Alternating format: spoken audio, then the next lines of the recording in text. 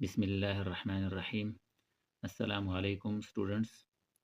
आज हम class first year biology में एक इंटरेस्टिंग टॉपिक डिस्कस करेंगे which is about plastids. Plastids में मुख्तलिफ़ टाइप्स होते हैं। ये एक टाइप के ऑर्गेनेल्स होते हैं। तो आज की वीडियो में इनको डिस्कस करेंगे। इनमें जो पहला टाइप होता है क्लोरोप्लास्ट होता है, इसको डिटेल से डिस्कस करेंगे और बाकी ल्यूकोप्लास्ट और क्रोमोप्लास्ट को मुख्तसर डिस्कस करेंगे जिस तरह से बुक में दिया गया है। अच्छा, तो प्लास्टिड्स ऑर्गेनेल्स होते हैं, ये ओनली प्लांट्स में मौजूद होते हैं और ये मेम्ब्रेन बाउंडेड होते हैं। मतलब ये है कि इनके इर्द गिर्द मेम्ब्रेन मौजूद होता है। ये ज़्यादातर या मोस्ट कॉमनली पिगमेंटेड होते हैं, यानी ये ऐसे ऑर्गेनेल्स होते हैं जो कि कलर देते हैं, पिगमेंट देते हैं। अच्छा जी, उसके बाद पहला इसका जो टाइप होता है वो क्लोरोप्लास्ट या किचन ऑफ द सेल भी इसको कहा जाता है। इसको किचन ऑफ द सेल इसलिए कहा जाता है कि इसमें ग्लूकोज तैयार होते हैं, यानी क्लोरोप्लास्ट में फोटोसिंथेसिस परफॉर्म होती है। यहाँ पर ग्लूकोज तैयार होता है और इस ग्लूकोज की मैन्युफैक्चरिंग की वजह से इसको किचन ऑफ द सेल कहा जाता है, यानी किचन में भी खाना पकाया जाता है, यहाँ पर भी ग्लूकोज तैयार होता है। ये क्लोरोफिल रखता है और क्लोरोफिल एक ग्रीन पिगमेंट या एक ग्रीन कलर होता है।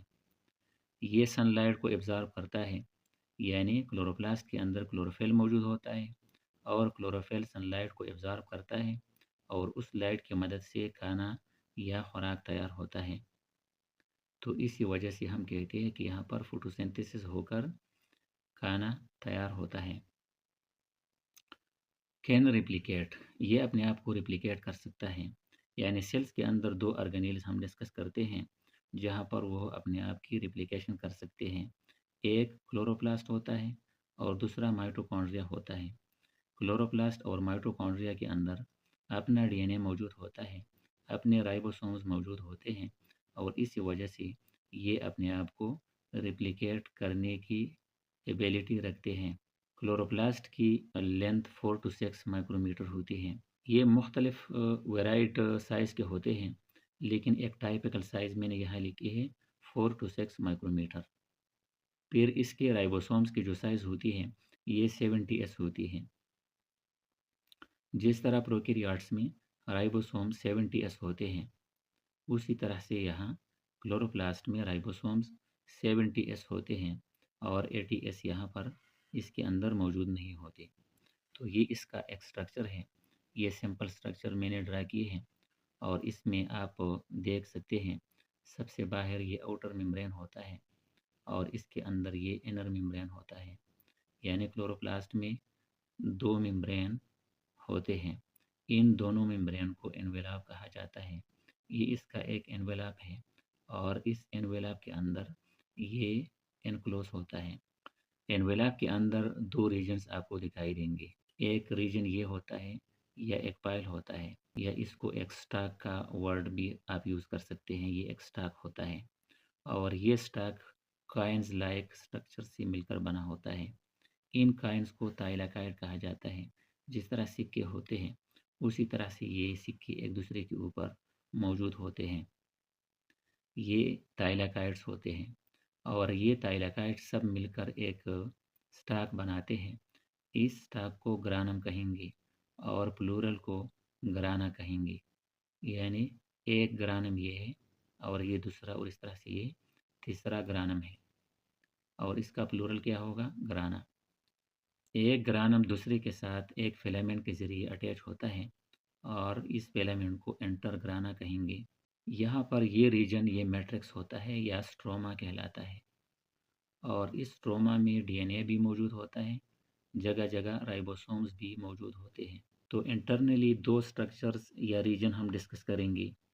एक ग्रानम जो कि थाइलाकाइड से मिलकर बना होता है और दूसरा स्ट्रोमा, और इस स्ट्रोमा में डीएनए और राइबोसोम्स मौजूद होते हैं। तो ये है इसका इंटरनल स्ट्रक्चर। एक ग्रानम में 50 या इससे ज़्यादा थाइलाकाइड मौजूद होते हैं और क्लोरोफिल थाइलाकाइड में मौजूद होता है।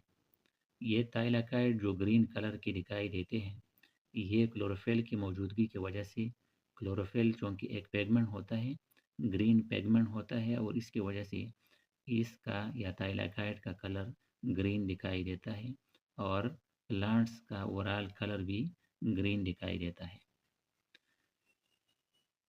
यहाँ पर फोटोसिंथेसिस होती है। फोटोसिंथेसिस के 2 स्टेप्स होते हैं, लाइट रिएक्शन होता है और डार्क रिएक्शन भी होता है।